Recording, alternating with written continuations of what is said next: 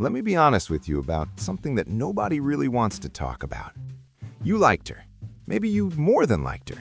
And she knew. She could feel it. And for a while, you thought you had a real shot. But then she started seeing someone else. And now you're looking at this guy. Maybe you know him, maybe you've seen him, and your brain is running the comparison. He's not smarter than you. He's not necessarily better looking. He doesn't seem like he's doing anything you're not doing. And that makes it worse. Because if he had something obvious that you didn't, you could work on it. But it doesn't look like that. It just looks like she picked him, and you don't know why. I'm gonna tell you why. Not to hurt you, to help you. Because the reasons she chose him over you have almost nothing to do with what most guys think.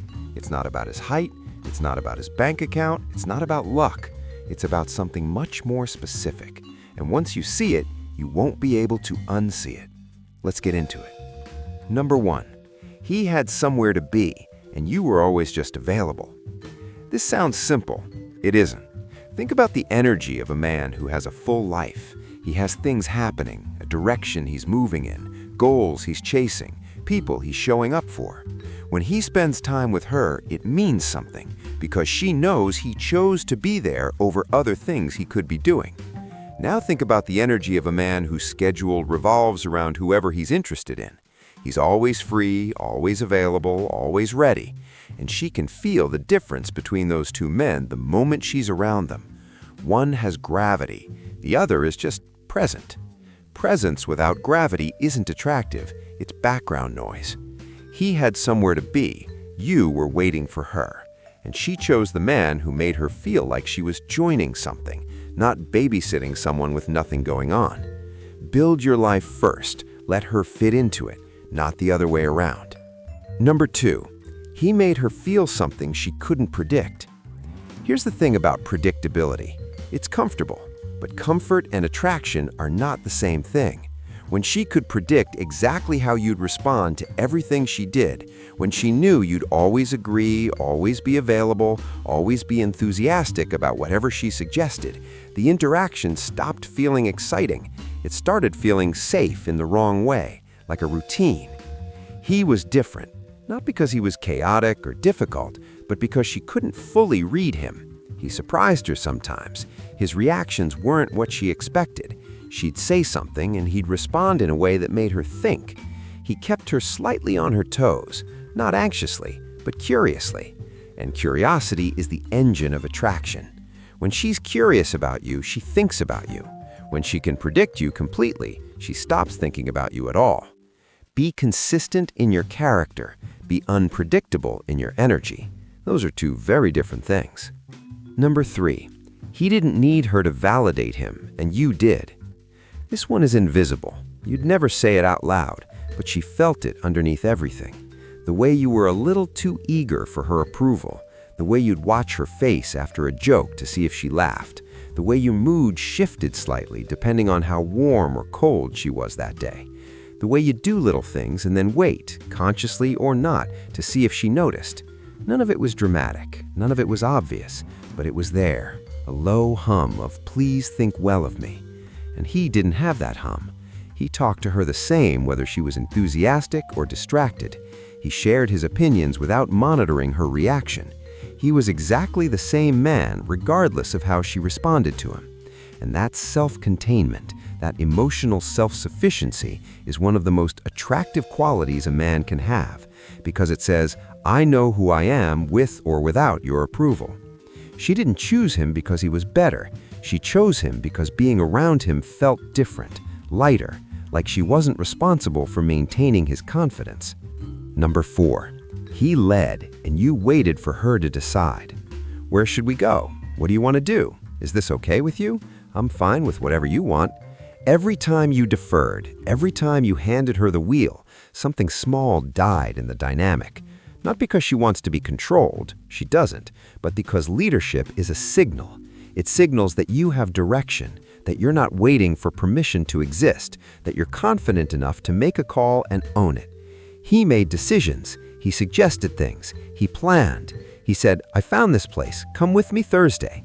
Not as a demand, as a man who knew what he wanted and moved toward it. And she followed because following felt good, because being led by someone who actually has direction is one of the most relieving feelings in an attraction dynamic. You were always asking, he was always deciding. She picked the guy who made her feel like she was being taken somewhere, not the guy who needed her to draw the map.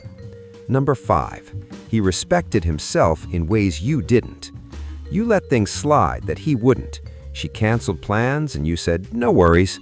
She went cold for a few days and you doubled down with more warmth to compensate. She treated the interaction casually and you stayed deeply invested regardless. And every time you absorbed that without responding, every time you showed her that she could treat you any way and you'd still be there, you were teaching her something. You were teaching her your price, and your price was low. He had a different price. Not aggressive, not dramatic about it, but when something wasn't sitting right, she felt his standard. He didn't chase when she went cold. He didn't over-apologize for things that weren't his fault. He was exactly the same man regardless of how she responded to him. And that self-containment, that emotional self-sufficiency is one of the most attractive qualities a man can have because it says, I know who I am with or without your approval. She didn't choose him because he was better. She chose him because being around him felt different, lighter, like she wasn't responsible for maintaining his confidence. Number 6, he made her earn his attention, and you gave yours for free. Your attention was always there, always on, always pointed at her, regardless of what she was doing or how she was showing up.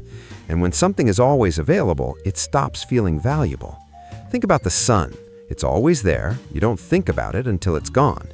His attention worked differently. When she had it, she felt it. Fully present, warm, genuinely interested, but it wasn't guaranteed, it wasn't automatic. She felt like she was someone he chose to focus on, not someone he defaulted to. And that feeling, the feeling that his attention means something because it isn't handed to everyone, made her want it more. Not in a desperate way, in the way you want anything that has real value. You were the sun, always there, taken for granted. He was something rarer. Something she had to look up to find. Your attention is one of the most powerful things you have. Stop giving it away like it costs you nothing. It should mean something. Make it mean something. Number 7, this is the real one, the one that ties everything together, the one most guys go their whole life without understanding. He chose himself first, and she felt safe enough to choose him too. Not in a selfish way, not in a cold, I don't care about anyone way, but in the most fundamental sense. His identity didn't depend on her choosing him. His day wasn't ruined if she didn't text back. His plans didn't collapse around her availability. His confidence wasn't something she was responsible for maintaining. He was a complete person with or without her in the picture. And that completeness, that sense of a man who has already done the work of knowing and accepting himself, is the most attractive thing a human being can project. Because when a woman is around a man like that, she feels something specific. She feels like being with him is a choice, not a rescue mission. She feels like she's adding to something solid, not holding something fragile together. And she feels safe enough to actually fall. Because falling for someone who is already whole doesn't feel like a risk. It feels like coming home. You didn't lose her because you weren't enough. You lost her because somewhere in the dynamic, you stopped being enough for yourself first. Fix that. Not for her, for you. And watch what changes. Here's the thing I need you to hear before you close this video. She didn't make a mistake. She didn't overlook you. She made the decision her gut made for her based on the energy she felt in every single interaction. And energy is something you can change, not by becoming someone else, by becoming more fully yourself. The version of you that doesn't need her approval, that has his own life, that leads without hesitation, that respects himself enough to have standards, that is present without being needy. That's not him. That's the best version of you, and you can be that, starting right now. If you want to know exactly what that version of you looks like in his daily habits, how he moves, how he thinks, what he does every single day that creates that kind of magnetic energy, I made a video on the 7 habits that make women notice you immediately. Go watch that next. That's your next step.